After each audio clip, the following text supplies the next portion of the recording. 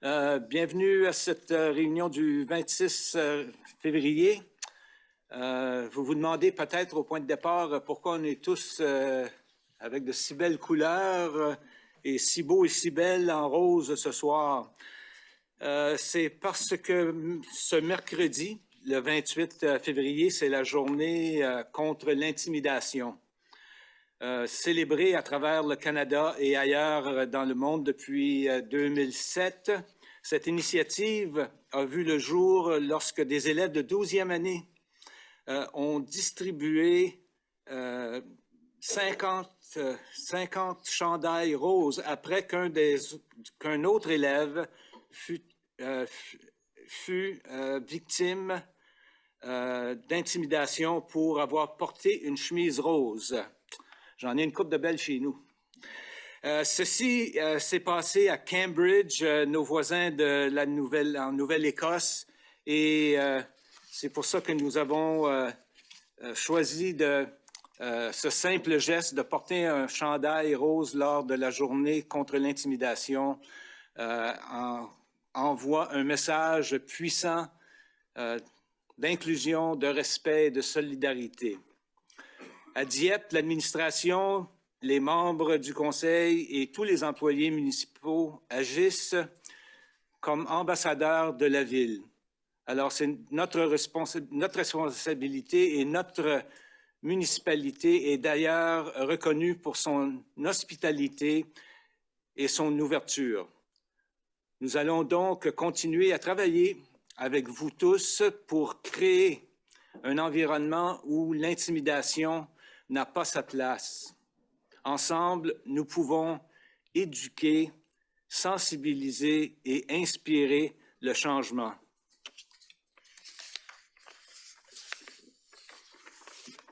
Une troisième page que j'ai perdue. Je tiens à remercier le Club de garçons et filles de Dieppe, le Boys and Girls Club, nos amis de Lakeburn qui nous ont visités quelques semaines passées, de nous avoir lancé l'invitation. En terminant, je vous encourage à participer à la journée du chandail rose ce mercredi et à continuer de promouvoir une culture de respect envers tout le monde tout au long de l'année.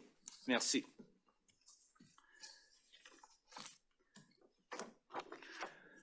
Maintenant, pour débuter notre réunion, la Ville de Dieppe reconnaît que la terre sur laquelle elle tient ses activités fait partie du territoire ancestral et non cédé des Mi'kmaq. Et, chers collègues,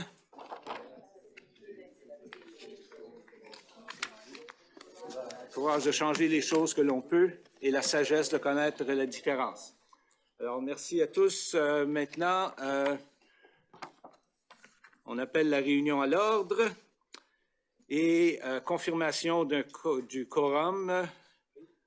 Alors, nous avons tout le monde au poste et, à l'exception du conseiller Thibodeau, tout le monde peut prendre des vacances. La mienne s'en vient rapidement.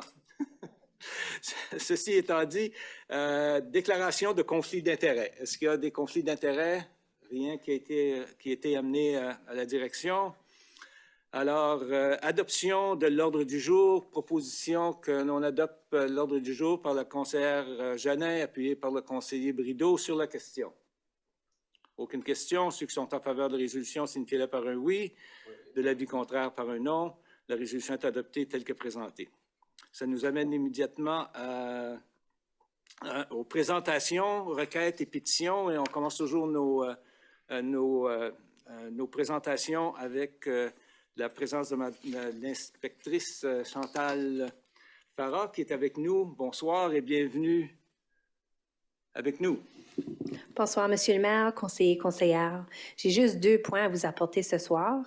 Le 15 février, les policiers ont exécuté un mandat de perquisition sur une résidence sur l'avenue Acadie à Dieppe, en lien avec un incident de leurre d'enfants qui était survenu dans la région. Pendant la perquisition, ils ont trouvé et saisi des éléments de preuve numériques et ils ont arrêté un homme de 37 ans. Un peu plus tard, cette même journée-là, Olivier Boisvert a comparu en cour provinciale à Moncton pour faire face aux accusations de leurre d'enfants incitation à des contacts sexuels et rendre accessible à un enfant du matériel sexuel explicite. Boisvert demeure en détention et sera de retour en cours le 7 mars à 11 h pour entrer un plaidoyer. Je tiens à souligner que l'enquête se poursuit, puis la victime continue ses recherches afin de déterminer s'il y avait d'autres victimes. Olivier Boisvert utilisait le nom TTV Scorp O dans le jeu Dead by Daylight sur Xbox et dans la plateforme Discord. Alors, pour les parents, le communiqué de presse est en ligne. Si vous voulez aller voir ces détails-là, c'est juste à tenir d'un œil pour aller voir sur quelle plateforme vos enfants jouent. Puis, si jamais il y a une possibilité que votre enfant a été en contact avec cette personne-là, on vous demande de communiquer avec nous autres.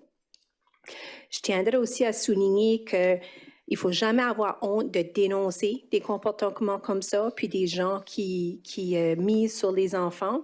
Puis ça prend du courage, puis ça prend beaucoup de patience, puis de compréhension du côté des parents. Puis nous autres, on est très familiers avec ça. Puis on essaye toujours de faire sûr d'avoir une bonne approche avec les jeunes puis les parents quand c'est des cas délicats comme ça. Pour en savoir plus, comme d'habitude, sur notre site Web, il y a plein d'outils pour les parents. Sécurité sur l'Internet, parents cyber avertis, te fais pas sextorter, etc. Afin de conclure, Monsieur le maire, vous avez mentionné des gens en voyage. Permettez-moi de vous partager quelques consignes de sécurité afin de faire sûr qu'on puisse aller en voyage au comté de mois de mars en sécurité. Alors, c'est juste un rappel vraiment que des fois, il faut se le faire rappeler. Alors, s'il vous plaît, faites sûr de tout verrouiller vos portes, vos fenêtres, les fenêtres du sous-sol, le garage, les cabanons.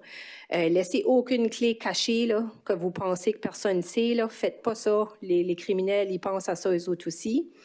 Demandez à une personne de confiance, un voisin, un ami, de garder un œil sur votre propriété, ramasser le journal ou faites intercepter vos journaux pour faire sûr qu'ils ne s'accumulent pas, ainsi que la poste puis des paquets Amazon. Ça aussi, là, ça arrive beaucoup.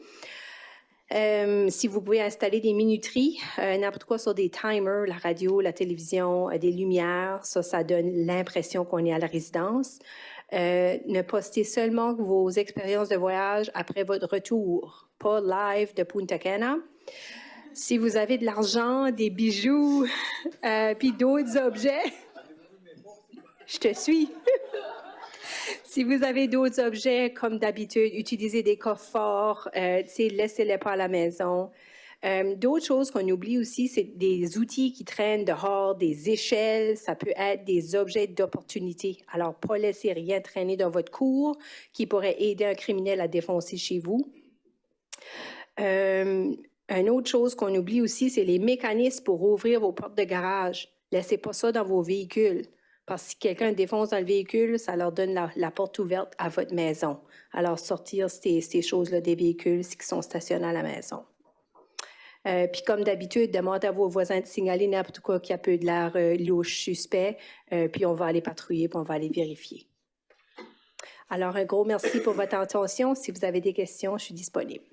Merci. Est-ce qu'il y a des questions pour l'inspectrice Farah? Non? Il semble que vous allez vous en sauver assez facilement ce soir. Merci. Alors, merci encore une fois pour vos présentations qui sont toujours à point. C'est grandement apprécié par toute la population. Merci beaucoup. Merci. Bonne fin de soirée. Encore une fois, vous êtes toujours venu à rester, mais je suis convaincu que vous avez autre chose sur votre tablette. Alors, maintenant, pour l'adoption du procès-verbal, question du public, est-ce qu'on a reçu rien du tout? Personne dans notre vaste public qui a des questions? Alors, on va continuer avec l'adoption du procès-verbal de la réunion du 12 février. On fait la proposition proposée par Mme Turgeon-Roy, appuyée par, je pense qu'il n'était pas là, approuvée par la conseillère Leboutillier. Sur la question. Aucune question. Ceux qui sont en faveur de la résolution, signifiez-le par un oui. De l'avis contraire par un non. La résolution est adoptée et le procès-verbal de la réunion du 12 février est accepté tel que présenté. Ça nous amène à l'item 10 et aux motions, référendum, plutôt mémorandum pour le 10.1 sur les achats de véhicules. Monsieur Melançon. Merci. Bonsoir tout le monde, membre du Conseil, Monsieur le maire. Alors, comme premier dossier, nous avons devant vous, suite à un appel d'offres, un achat de véhicules utilitaires pour le service d'incendie. Alors, une soumission a été reçue dans le cadre de ce concours et la soumission est recommandée pour un modèle Chevrolet Tahoe 2024 à Lonsbury Automotive Limited pour un montant de 111 895,85 plus TVH. Alors, c'était prévu dans les budgets, puis c'est recommandé pour équiper le service d'incendie au niveau des opérations. Alors, c'est notre recommandation pour ce dossier. Merci. Pour la lecture de la résolution, M. Godette. Merci, M. le maire.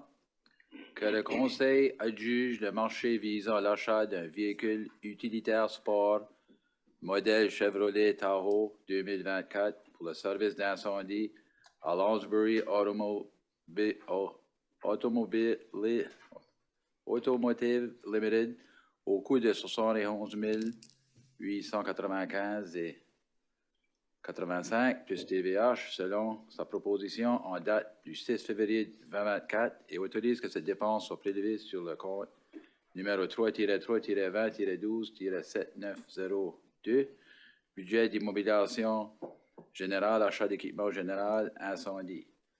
Et que le Conseil autorise l'achat des équipements pour l'édit véhicule au coût estimé de 44 475,15 sous plus TVH et autorise en plus que cette dépense soit prélevée sur le compte numéro 3-3-20-12-7902, budget d'immobilisation générale, achat d'équipement général, incendie. Je te le propose. Proposé par le conseiller Godette, appuyé par la conseillère Turgeon-Roy sur la question. Aucune question. Alors, ceux qui sont en faveur de la résolution, signifiez-le par un oui. Oui. De l'avis contraire par un non. La résolution est adoptée telle que présentée. Maintenant, au 10.2.1,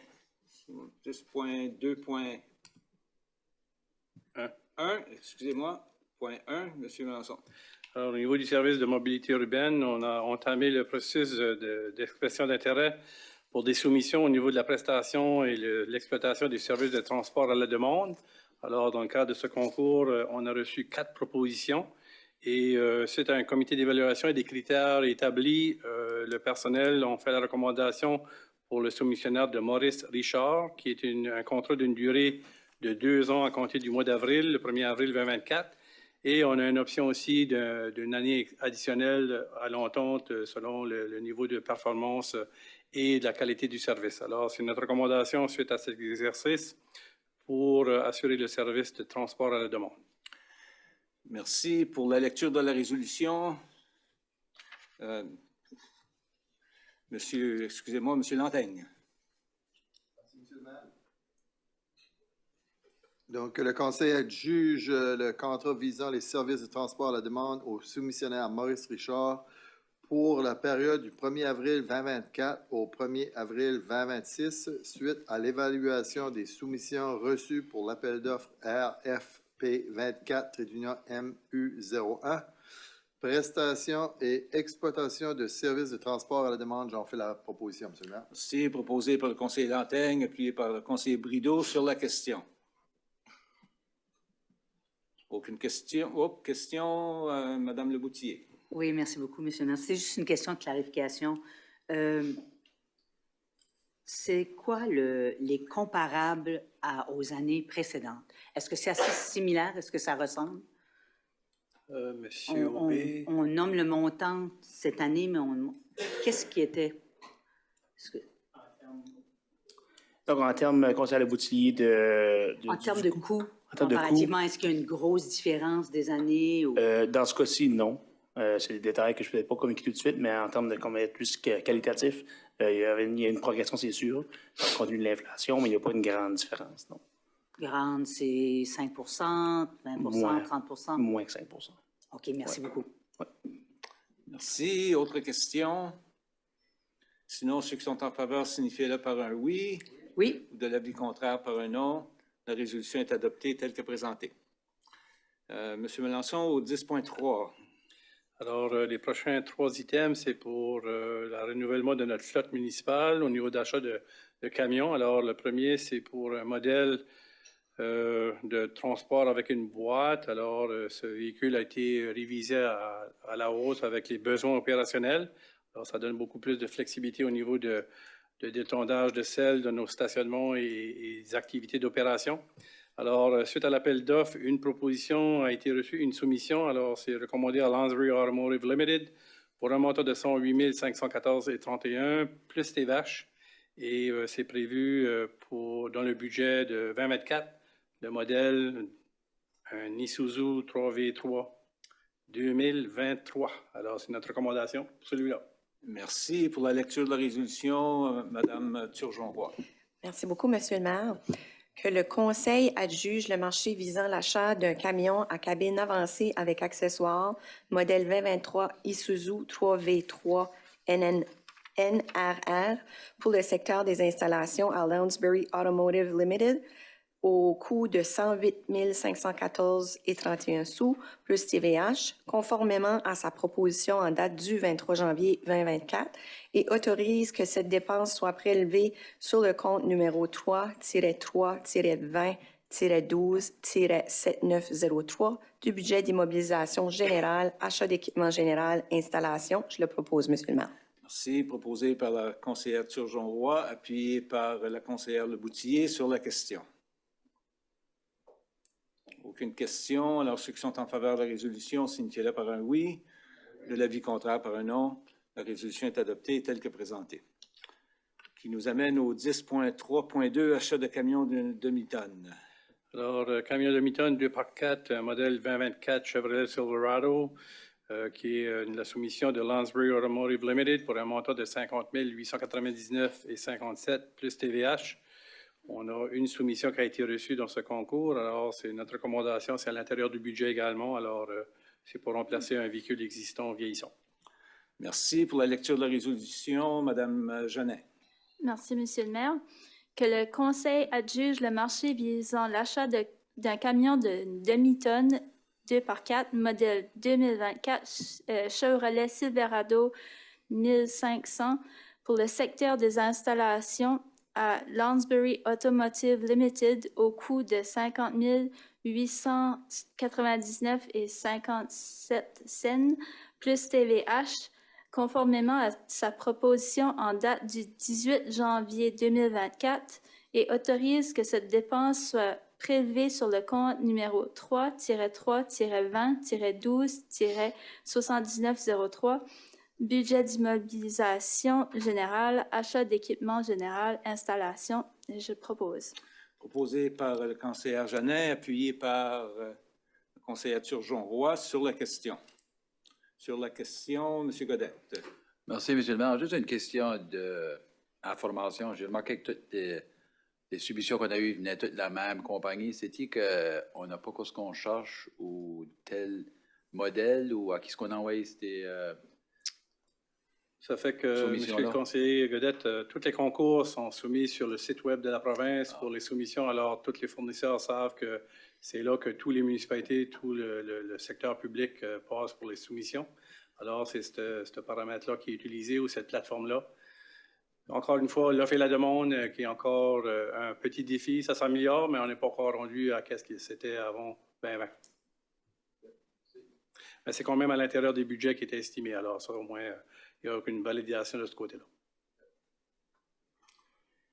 Merci, Monsieur Melançon, pour le prochain. Est-ce que le vote a passé? Le vote, oui, le vote a passé. Non, excusez-moi, c'était proposé et appuyé. Par José. Merci. Et pour le vote, ceux qui sont en faveur signifient par un oui, ou de l'avis contraire par un non. La résolution est adoptée telle que présentée. M. Melançon, au prochain 10.3.3. Alors ici, encore une fois, un demi-tonne 2x4, un modèle Chevrolet Silverado 1500. Alors, encore une fois, Lounsbury Automotive Limited, au montant de 47 129 $ plus TVH. Un soumissionnaire qui a été reçu dans ce concours. Alors, c'est à l'intérieur du budget qui était envisagé. Alors, la recommandation, c'est de procéder avec l'acquisition. Pour la résolution, M. Godette. Merci, M. le maire. Que le Conseil adjuge le marché visant l'achat d'un camion d'une demi-tonne 2x4 modèle 2024 Chevrolet Silverado 1500 pour le service des opérations Lounsbury Automotive Limited au coût de 45 129 000 plus TVH, conformément à sa proposition en date du 18 de janvier 2024 et autorise que cette dépense soit prélevée sur le compte numéro 3-3-20-12-7901, budget d'immobilisation générale, achat d'équipement général TP. Je te le propose.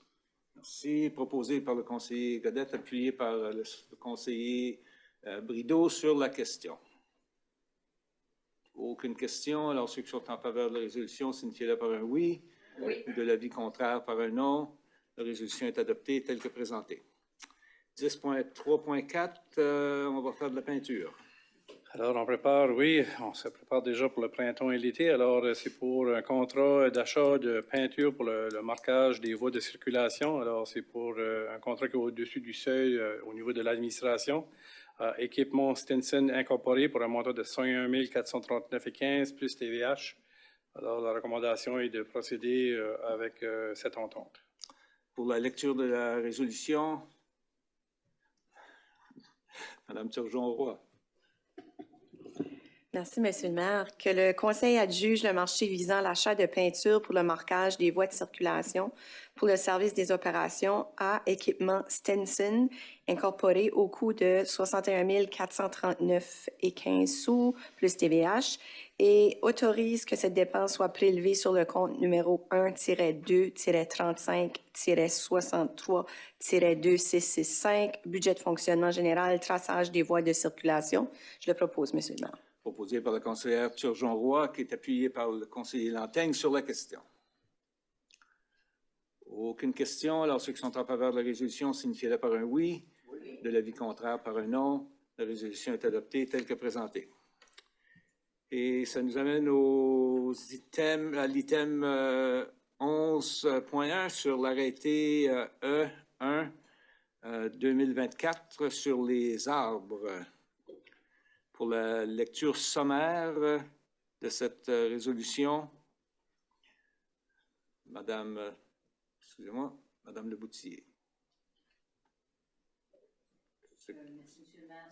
Loi sur la gouvernance locale, article 15.2.3, arrêté E-1-2024, arrêté sur les arbres. En vertu des pouvoirs que lui confère la loi sur la gouvernance locale, loi du Nouveau-Brunswick 2017, chapitre 18, le conseil municipal de Dieppe, dûment réuni, adopte ce qui suit. Les articles de l'arrêté E-1-2024 demeurent inchangés par rapport à ceux énoncés dans l'arrêté E-1-2023 adopté le 12 juin 2023, à l'exception des modifications suivantes. La suppression de la définition périmètre urbain s'étend de la partie de la ville désignée comme périmètre urbain tel qu'illustré à l'arrêté de zonage Z-10 en vigueur et des arrêtés le remplaçant urbain boundaries et son remplacement par ce qui suit.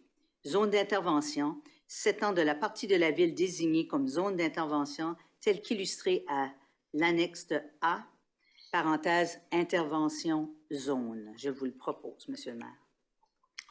Merci. Proposé par Mme Leboutillier, qui est appuyée par le conseiller Godette sur la question. Aucune question. Vous avez une question, M. Godette? C'est ça, je n'étais pas certain. Là. Merci, M. le maire. Juste une question sur le... J'essaie de voir la différence entre les deux. C'était la zone d'intervention, c'était la zone où il y a un bâtiment? Alors ici, la modification qui est apportée, c'est suite à l'annonce de l'extension du boulevard Dieppe. Alors maintenant, on a établi la zone qui va être desservie par ce territoire-là. Alors on intègre maintenant l'arrêté sur les arbres qui va s'ajouter avec cette zone-là. Alors en réalité, c'est l'ancienne surface de la ville de Dieppe. Tout sera intégré maintenant avec l'arrêté sur les arbres. OK. C'est bien. Merci. Merci. Alors, pour ceux qui sont en faveur de la résolution, signifiez-le par un oui. Oui. Le contraire par un non. Alors, la deuxième lecture a été faite et ça nous amène à la troisième lecture par titre seulement. Madame Le Boutillier. Oui, Monsieur le maire.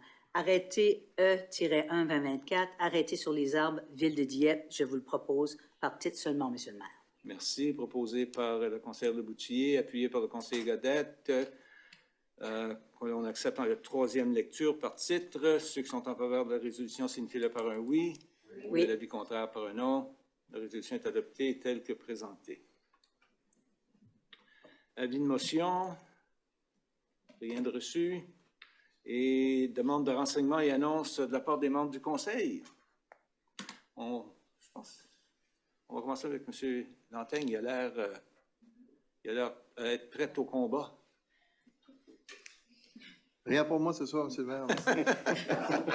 J'ai bien choisi. Madame Godbout. Merci, Monsieur le maire. Dernièrement, j'ai eu beaucoup d'activités qui sont passées au niveau de l'autorité policière. Alors, une des choses que je voulais partager avec le Conseil, on en discute souvent, c'est au niveau de l'importance qu'on voulait voir comme Conseil au niveau de la gouvernance de cette organisation-là. Alors, on a tranquillement, mais généralement travaillé avec eux autres sur l'amélioration de leur politique et plutôt l'opérationnalisation de leur politique. Les politiques sont là, c'est plutôt les mettre en jeu. Fait qu'il y avait déjà un travail qui avait été fait au niveau d'avoir des politiques, mais là, on commence à s'organiser dedans. Puis une des choses qu'on avait demandé à faire, et puis on commence à voir des résultats, c'est vraiment, on a commencé à leur demander, par exemple, de regarder les politiques, puis tranquillement d'ajouter dans leurs opérations. Une dont j'avais demandé, c'est annuellement, ils sont censés faire un rapport au niveau de leurs valeurs éthiques, par exemple. Alors, lors de la dernière réunion, on a effectivement eu un ajout dans les rapports où ce qu'on a pu avoir des discussions sur les différentes plaintes ou différentes choses qui avaient été faites auprès de la GRC dans ces périodes de temps-là. Alors, premièrement, je voulais juste noter l'accroissement de la transparence et les choses qu'on voit au niveau de la GRC, puis je les remercie pour ça, puis ça continue à se voir à différents niveaux, puis on continue à voir le progrès qui se fait à ce niveau-là. Ça a fait partie des recommandations qu'on a vues dans le rapport qu'on avait eu aux municipalités, donc on fait les suivis là-dessus. Et puis, j'ai pensé que je vous partagerai un peu ce qui avait été rapporté au niveau de la dernière année, au niveau de 2023, au niveau de valeurs éthiques. Alors, il y avait deux différentes politiques en jeu, dont un parlait des plaintes générales qui sont faites au niveau de la GRC. Alors, au courant de 2023, ils ont rapporté avoir reçu 54 plaintes générales du public.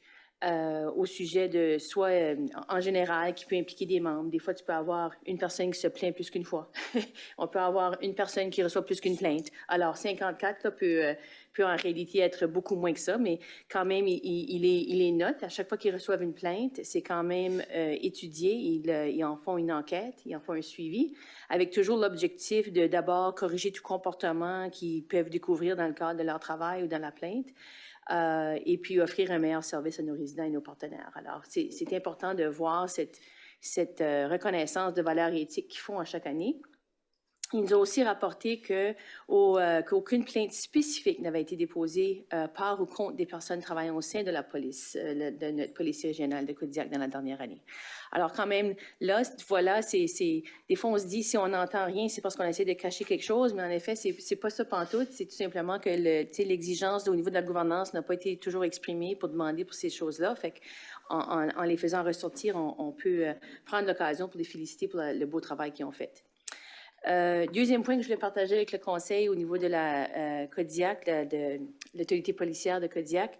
Ils ont fêté leurs 150 ans dans la dernière année, mais ils ont pris l'occasion de renouveler justement leurs valeurs fondamentales. Alors, comme organisation, ils ont fait l'exercice dans les dernières années de faire l'étude de leurs différentes valeurs et de les mettre à jour. Et puis, ils ont communiqué 5 nouvelles valeurs, ou du moins des valeurs mises à jour Puis j'ai pensé vous les partager.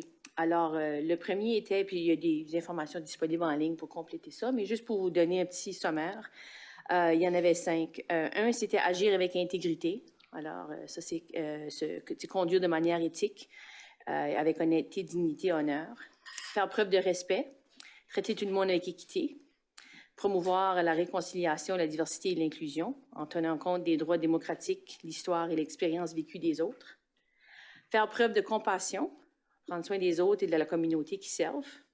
Puis je paraphrase un peu, là. Assumer la responsabilité, alors être transparent dans leurs décisions et les actions, et puis servir avec excellence. Alors, je les félicite avec le renouvellement de leurs valeurs éthiques, et puis on a pris l'occasion comme comité et conseil qui les appuie d'avoir une discussion à cet effet-là lors de la dernière réunion. Alors, je voulais juste tout simplement vous partager ce compte-rendu. Merci, monsieur le maire. Merci beaucoup. Merci, Madame la conseillère, pour ce rapport, mais aussi pour tout l'excellent travail que vous faites sur ce comité-là, parce que je sais que ça vient de loin. Le comité vient de loin en souhaitant que les améliorations vont continuer, puis on compte sur vous pour ça aussi. Merci bien. Madame Turgeon-Roy. Rien pour moi cette semaine. Bonne semaine. Merci. Monsieur Brideau. Rien pour moi ce soir. Madame Jeannet. Moi, j'ai des choses. Merci, C'est monsieur bien. le maire.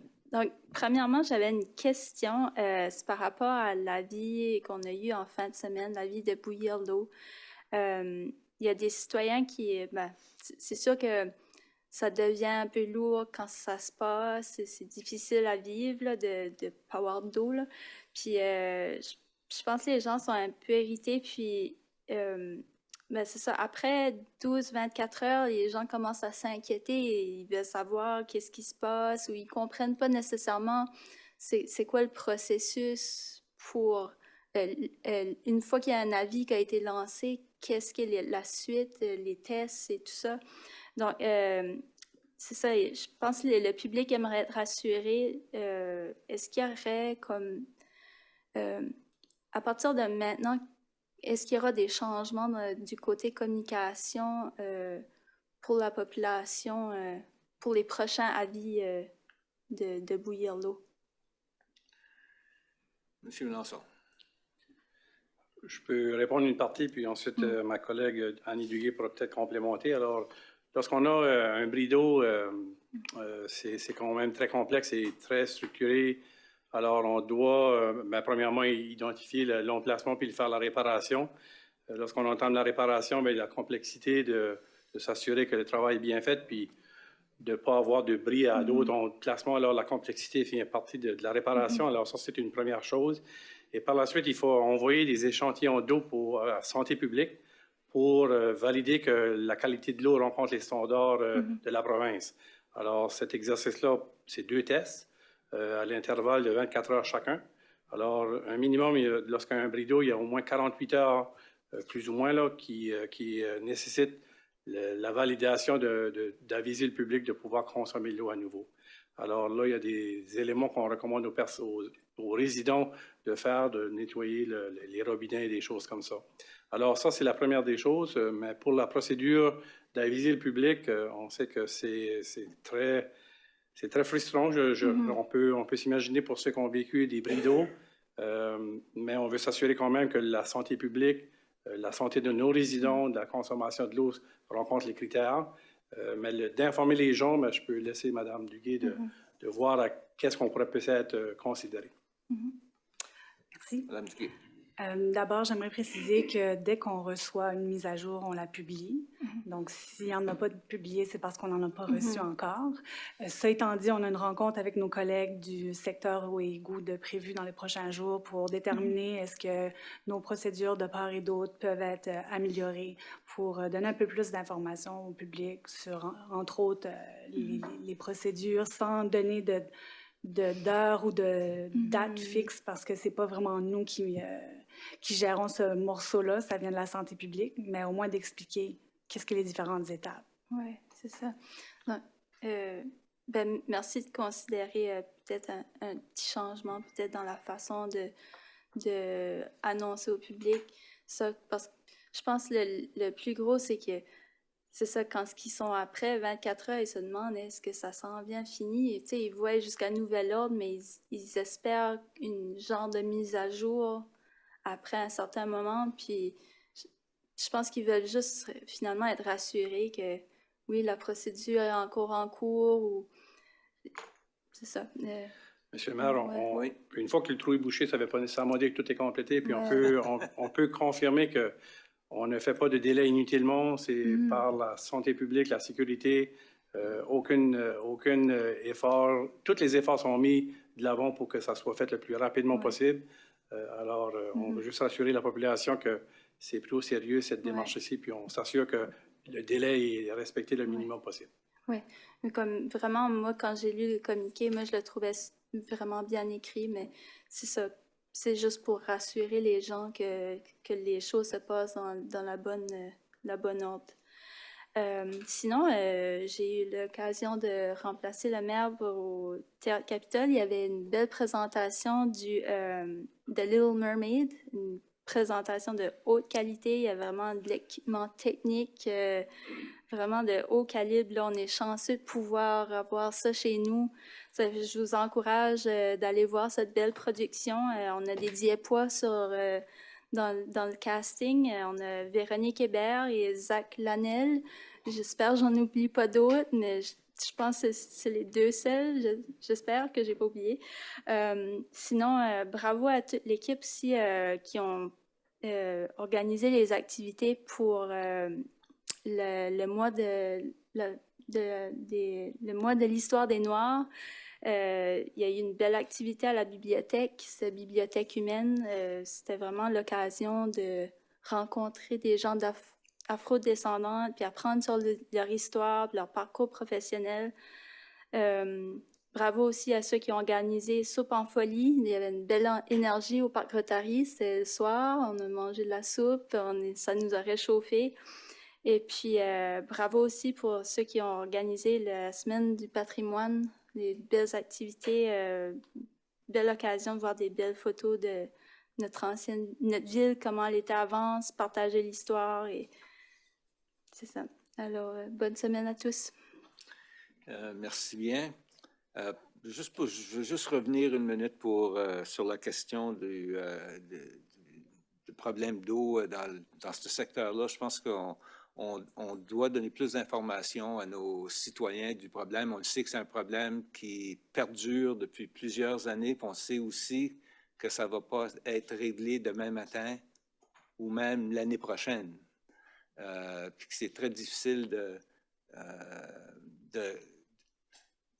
pouvoir en parler, mais au moins, je pense qu'on doit informer les gens, leur donner un état des faits et regarder vers l'avant, puis dire, regarde, malheureusement, c'est une situation qui perdure depuis plusieurs années, mais qu'il va falloir qu'on endure encore pour un montant X en attendant qu'on fait tous les travaux qu'on va devoir faire sur le boulevard Dieppe et les connexions qui vont se faire là. Alors, oui, Monsieur le maire, c'est justement qu'est-ce qu'on a discuté ce matin. Okay. Mettre l'heure juste et à quel moment qu'on va aller faire les réparations. Alors, c'est ça qui est l'objectif de la rencontre. C'est pas juste de préparer le communiqué, c'est de donner l'information complète aux gens qui sachent à quoi s'attendre dans les prochaines années avec la situation de la ligne d'eau. Ça vaut peut-être une invitation à l'Hôtel de Ville une soirée. À déterminer, oui. Merci. Madame Leboutillier. Monsieur le maire, excusez, moi, ce serait plus pour le DG sur une question de mise à jour de tous les rumeurs qui circulent. Pas tant de rumeurs que ça, mais certaines rumeurs pour l'AJL, là, que peut-être qu'il y a une possibilité qu'elle serait fermée. Ça fait que si vous pourriez élaborer au moins des informations que vous connaissez. On adore faire la mise au point. Alors, il n'y a pas de carrefour giratoire au coin ici. Ça fait que ça, on a réglé ça quelques mois passés. Alors, Arthur Gilles-Leblond, on est en train de regarder à voir pour notre actif, voir qu'est-ce que les investissements qui doivent être faits. Alors, on a une discussion, un projet avec l'FCM, Fédération canadienne des municipalités. Alors, on attend un rapport du personnel pour voir qu'est-ce qui a été la décision de cette entité-là et de voir, et on fera une présentation au conseil municipal en temps et lieu si on fait des rénovations majeures au centre Arthur J. Leblanc. Alors, pour le moment, on a fait une amélioration au niveau des coûts énergétiques. Alors, ça s'est fait, les panneaux solaires sur le toit et certaines améliorations. Et ça se termine là. On ne ferme pas l'aréna pour le moment pour des réparations. Jusqu'à avis contraire, lorsqu'on aura un projet, ça sera présenté au conseil, présenté au public et l'échéancier sera partagé avec les utilisateurs, si ça se produit. Merci beaucoup, c'est tout pour moi. Merci. Monsieur Godette. Merci, Monsieur le maire. Juste faire un petit peu de pouce sur l'affaire de l'eau sur l'Amiro. Je ne vais pas en parler plus que ça, mais juste pour les résidents, pour assurer les résidents qu'il va y avoir, c'est qu'on a une infrastructure qui est vieille, puis juste pour les assurer que ça va être réglé, pas demain matin ou l'année prochaine, mais que le boulevard Dieppe, puis ça s'adapte. Juste pour laisser savoir au monde que ça va être réglé à un moment donné. D'accord avec vous, on va être transparent, puis c'est ça l'objectif de la rencontre pour bien planifier, s'assurer que les budgets aussi sont en place pour tout qu'est-ce qui est l'objectif ou qu'est-ce qui est les ambitions de régler cette situation. C'est bien, c'est tout pour moi. Merci. Merci, merci à tous. Moi, j'ai rien à rajouter. Alors, bonne fin de soirée à tous et à la prochaine.